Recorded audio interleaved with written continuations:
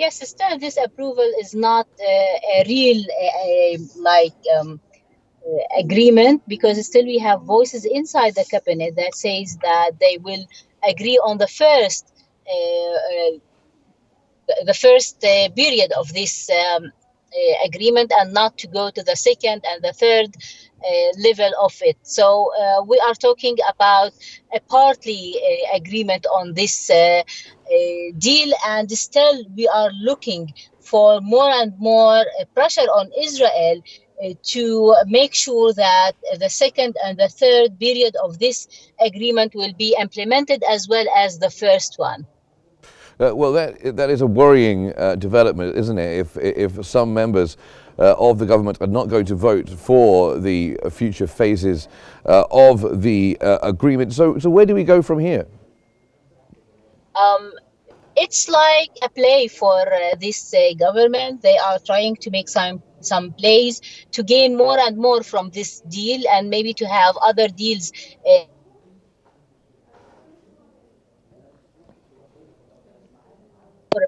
from, if it's really an exception from this government to the deal or not yet.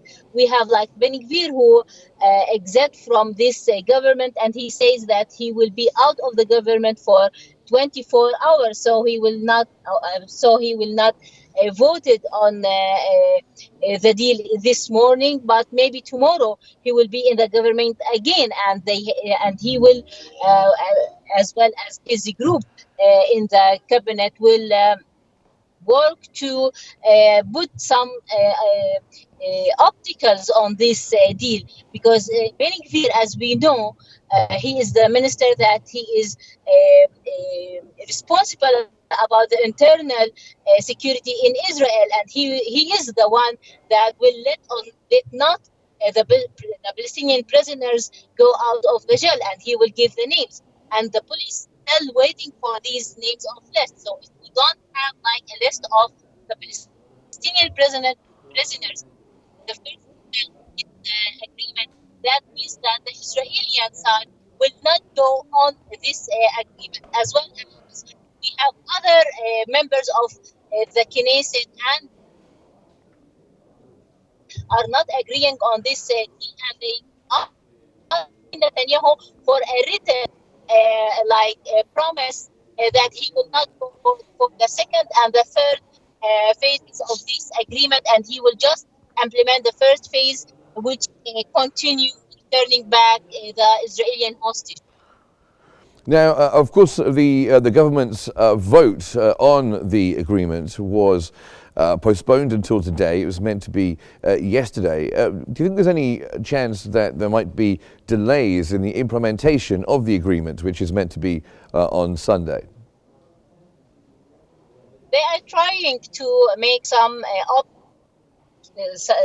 delaying, and some voices ask that they will be ready on Monday to start implementing this agreement. But on the other side, Hamas says that they will start the ceasefire agreement from Sunday. That means that the three hostages that they must be set free in the first day of the ceasefire on Sunday will be set free on Sunday, and they will not wait for the Israeli side to accept them or to prepare themselves or not.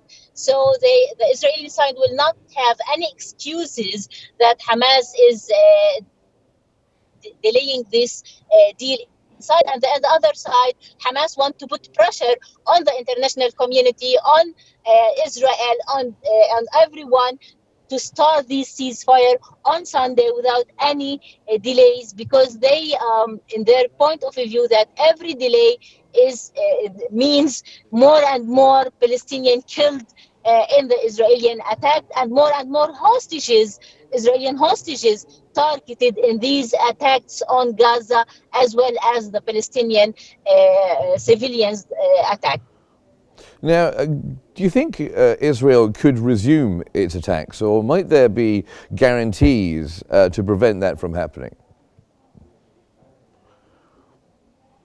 The guarantees must come from the United States.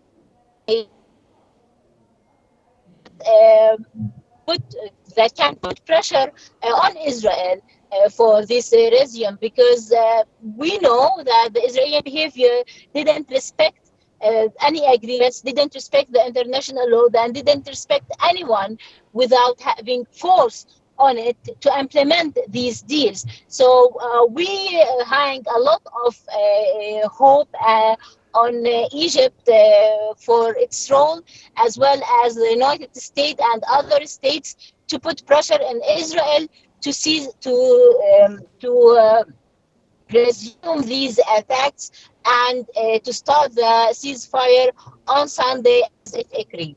Let me ask you about the time between now and the ceasefire implementation. Do you think that Israel will intensify its strikes on Gaza in the coming hours?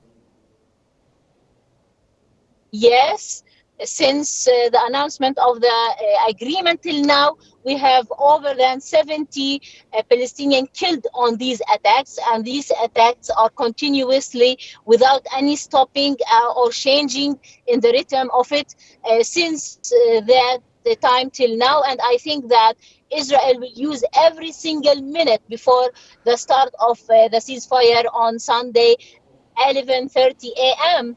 to achieve more and more goals, and to show the Israeli community as well that they are not going to this deal in the point of weakness. And the other side, they are still seeking these victory, and they are putting their rules and controlling everything that happens, and no one is putting pressure on Israel. So to improve all of these stories and telling of Netanyahu about the victory and about controlling and about that no one can put pressure on him, he will continue to attack Gaza till the last minute.